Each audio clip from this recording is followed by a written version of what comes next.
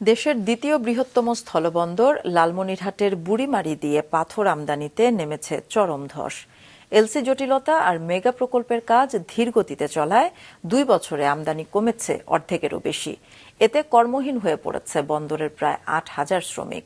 লালমনিরহাট জেলা রিপোর্টার নুরুল ফেরদৌসের পাঠানো তথ্য ও ছবিতে ডেস্ক রিপোর্ট। একসময় কর্মচঞ্চল বুড়িমারি স্থলবন্দর এখন অনেকটাই স্থবির।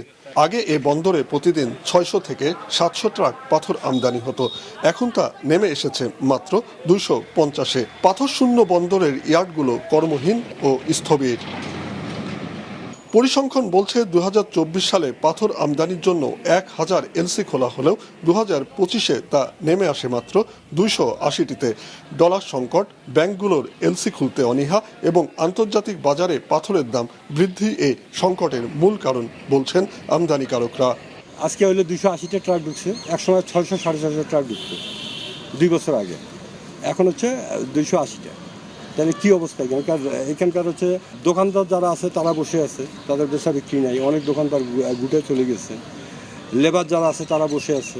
আমদানি কমে যাওয়ায় সবচেয়ে বিপাকে পড়েছেন বন্দরের হাজারো শ্রমিক। কাজ না থাকায় বিকল্প পেশা হিসাবে অনেকেই চালাচ্ছেন রিক্সা, করছেন কৃষি শ্রমিকের কাজও। কিন্তু ওরা এলসি লাগাচ্ছে কম, যার জন্য কাজ কম থাকার কারণে শ্রমিকের কাজ হচ্ছে কম।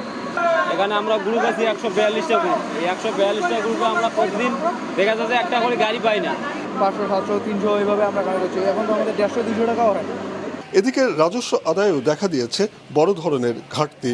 আমরা বন্দরের সাথে মিলে, আমরা কাস্টমস যারা আছে তারা সবাই মিলে দেশের প্রবৃদ্ধির উন্নয়নে এবং শুল্ক আহরণে আমরা কাজ করে যাচ্ছি, সেটা অব্যাহত থাকবে।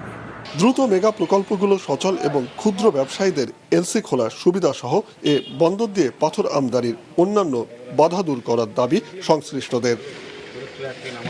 মাছরাঙা নিউজ ডেস্ক।